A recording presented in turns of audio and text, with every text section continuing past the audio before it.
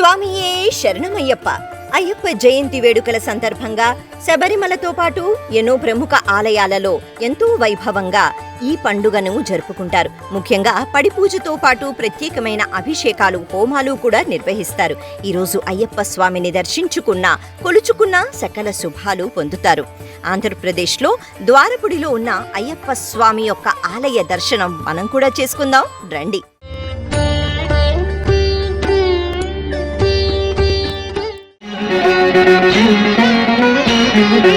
ఓం ఓం అయ్యప్ప ఓంకార రూప అయ్యప్ప, ఓం ఓం అయ్యప్ప ఓంకార రూప అయ్యప్ప. సహస్రారమే శబరీ శిఖరం బ్రహ్మకపాలం నీ స్థానం, సహస్రారమే శబరీ శిఖరం బ్రహ్మకపాలం నీ స్థానం. ఓం ఓం అయ్యప్ప ఓంకార రూప అయ్యప్ప, ఓం ఓం అయ్యప్ప ఓంకార రూప అయ్యప్ప అయ్యప్ప.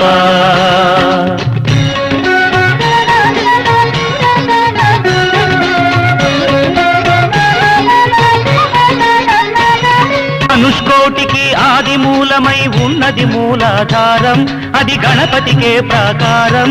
ఎరుమేలి యాత్రకే ఆరంభం శ్రీకాళహస్తి క్షేత్రం. ఓం ఓం అయ్యప్ప ఓంకార రూప అయ్యప్ప, ఓం ఓం అయ్యప్ప ఓంకార రూప అయ్యప్ప అయ్యప్ప. ఓం మూలాధారాంబుజవాసాయ నమః. లింగాంగంబుల పానవట్టమే వెలిగే స్వాధిష్టానం, ఇది బ్రహ్మకు మూల స్థానం. కాలై కట్టి అనుక్షేత్రం జంబుకేశ్వరం ఈ తీర్థం. ఓం ఓం అయ్యప్ప ఓంకార రూప అయ్యప్ప, ఓం ఓం అయ్యప్ప ఓంకార రూప అయ్యప్ప అయ్యప్ప. ఓం స్వాధిష్టానమయాయ నమః.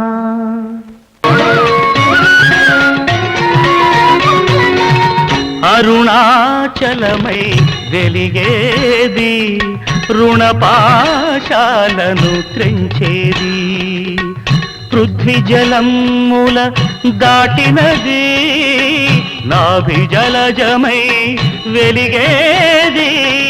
కలిడుంకుండ్రు అన్న పేరుతో మణిపూరకమై వెలిసేది. ఓం ఓం అయ్యప్ప ఓంకార రూప అయ్యప్ప, ఓం ఓం అయ్యప్ప ఓంకార రూప అయ్యప్ప అయ్యప్ప. ఓం మణిపూరాబ్జ నిలయాయ నమః. హృదయస్థానం కరిమల, భక్తుల పాలిటి సిరిమల. పంచప్రాణముల వాయువులే శ్వాసనాడముల విలవిల. అనాహతం ఈ కరిమల, అసదృశం ఈ కరిమల. ఓ సాధకులకు ఇది గండశిల.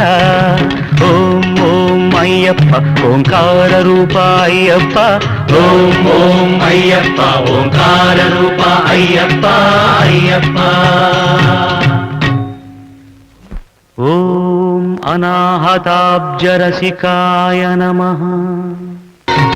నాదోంకార స్వరహారం, శరీరానికొక శారీరం. శబరి పాదమున పంపాతీరం, ఆత్మవిశుద్ధికి ఆధారం. ఆకాశానికి ఆరంభం. ఓం ఓం అయ్యప్ప ఓంకార రూప అయ్యప్ప, ఓం ఓం అయ్యప్ప ఓంకార రూప అయ్యప్ప అయ్యప్ప. ఓం విశుద్ధి చక్రాయ నమః.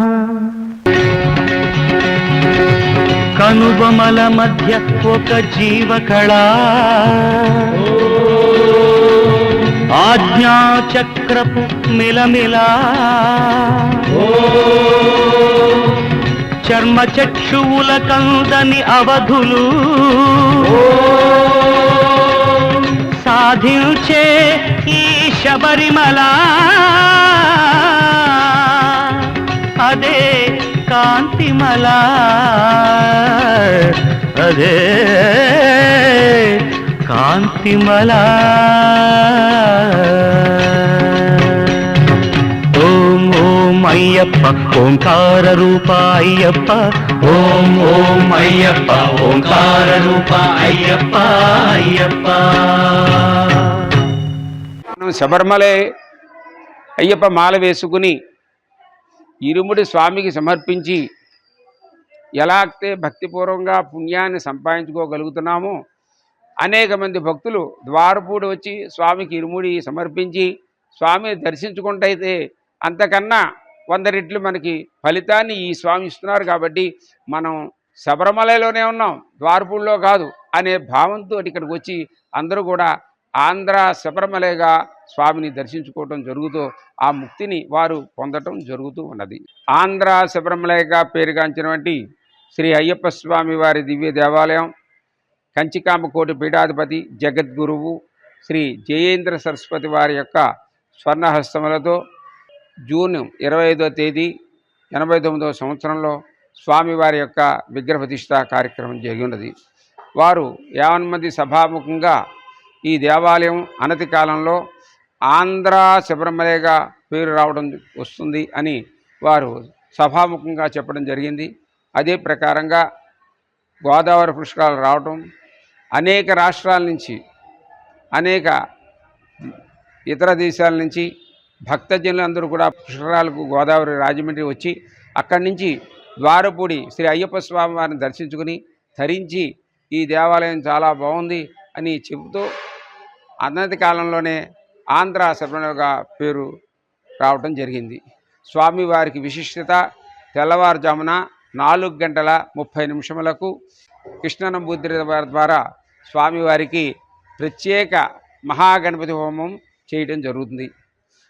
తర్వాత నిత్య పూజ కార్యక్రమం గణపతి హోమం అయిన తర్వాతే స్వామివారికి జరుగుతుంది. ప్రతిరోజు కూడా ఉదయకాల పూజ, మధ్యాహ్నం, సాయంత్రం 3 వేళల్లో కూడా స్వామివారికి ప్రత్యేక పూజా కార్యక్రమాలు జరుగుతాయి. సీజన్లో స్వామివారికి సెప్టెంబర్ నెల నుంచి అనేక దూర ప్రాంతాల నుంచి వచ్చి స్వాములు మాలాధరణ కూడా అయ్యప్ప మాల వేయించుకోవడం, ముందు భవానీ మాల వేస్తారు. అది అయిన తర్వాత అయ్యప్ప స్వామి వారి మాల కార్యక్రమం కూడా చాలా విశేషంగా ఎస్ఎల్ కనకరాజు గురుస్వామి వారి ద్వారా అనేక వేల మంది భక్తులు వచ్చి మాలాధారణ కార్యక్రమం కూడా చేయించుకోవడం జరుగుతుంది. కార్తీక మాసం, మాఘమాసం, పుష్యమి, స్వామివారి జనవరి 14 వరకు కూడా అన్ని రాష్ట్రాల నుంచి కూడా వచ్చి స్వామివారికి ఇరుముడి సమర్పించడం. ప్రతిరోజు కూడా స్వామివారికి ఉదయం 5:30 నుండి మధ్యాహ్నం 11 గంటల వరకు కూడా మూల విరాటికి నెయ్యాభిషేకం జరిపించడం జరుగుతుంది. తర్వాత వచ్చిన జనానికి ఇబ్బంది లేకుండా ఉత్సవ విగ్రహం ఏర్పాటు చేసి ఆ విగ్రహానికి సాయంత్రం 5:30 వరకు కూడా వారికి అభిషేకము జరిపించి వారికి ఆ అభిషేకం నేను సమర్పించడం జరుగుతుంది.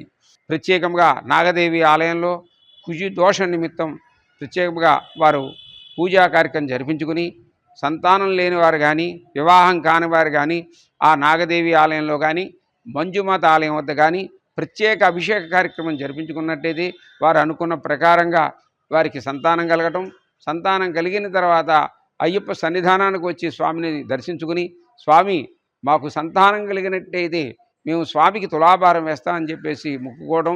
ఆ విధంగా రూపాయి కాసులు కానీ, పటిక బెల్లం కానీ వాళ్ళ మనస్సులో వాళ్ళ శక్తిని బట్టి వాళ్ళు ఏది అనుకుంటున్నారో ఆ యొక్క కోరికను స్వామికి విన్నవించుకోవడం.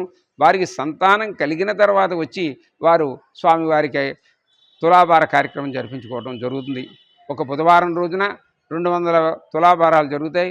మిగతా రోజుల్లో కనీసం 25 తులాభారాలు తక్కువ కాకుండా స్వామివారికి జరుగుతుంది. పూర్వం శబరిమలై తప్ప ఇక్కడ ఆలయాలు ఏం లేవు.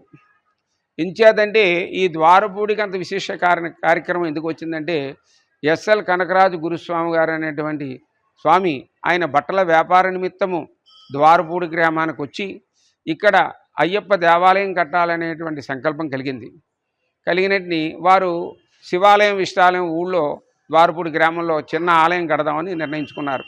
కానీ ఈయన ప్రతిరోజు కూడా స్వాముల దగ్గర కూడా వెళ్ళి వారికి పడి పూజ అవి కార్యక్రమం చేసి వస్తూ ఉండేవారు. ఈ శిష్య బృందంతో ఇలా జరుగుతుండగా స్వామివారి కల్లో కనపడి జ్యోతి స్వరూపంలో ఇప్పుడు మనం ఉన్న ప్లేసులోకి వచ్చి జ్యోతి ఆగిపోయింది.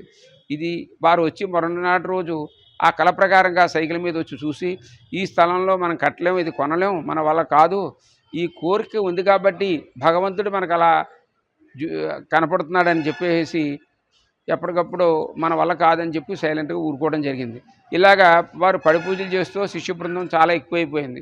ఎంచేతంటే ఇటు రాజమండ్రి, అటు మామిడాడ, ఈ చుట్టుపక్కల అనేక మంది భక్తులు శిష్య బృందంగా ఏర్పడి శ్రీ శరణయ్యప్ప సమాగ సంఘం అని చెప్పి పెట్టుకుని వారు ఈ అయ్యప్ప స్వామి వారికి సేవ చేస్తూ ఈ డబ్బులు పోగేయటం జరిగింది. టీవీ సత్యనారాయణ గారు అనేటువంటి ఒక భక్తుడు, స్వామి మీరు అంత ఇబ్బంది పడక్కర్లేదు, మీరు ఏ స్థలం అయితే చూపిస్తారో ఆ స్థలం నేను కొంటాను రండి అని చెప్పేసి వారు వెళ్ళి ఆ స్థలం, మనం ఉంచున్న స్థలం వారు కొని ఇవ్వటం జరిగింది.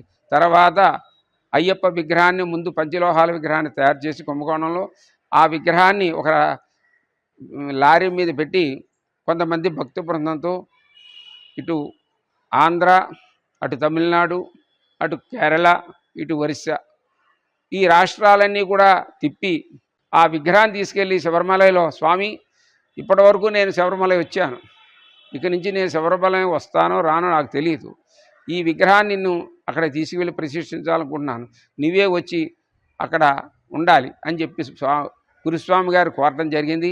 ఆ విగ్రహాన్ని అక్కడ పూజ చేయించి తీసుకువచ్చి ఈ సన్నిధానంలో కంచి కామకోటి పీఠాధిపతి శ్రీ జయేంద్ర సరస్వతి వారి యొక్క స్వర్ణహస్తాలతోటి ఈ విగ్రహాన్ని ఇక్కడ ప్రతిష్ఠం జరిగింది. అందుచేత 89 నుంచి ఈ రోజు వరకు కూడా దినాభివృద్ధిగా ఈ ఆలయం అభివృద్ధి చెందడం జరిగింది.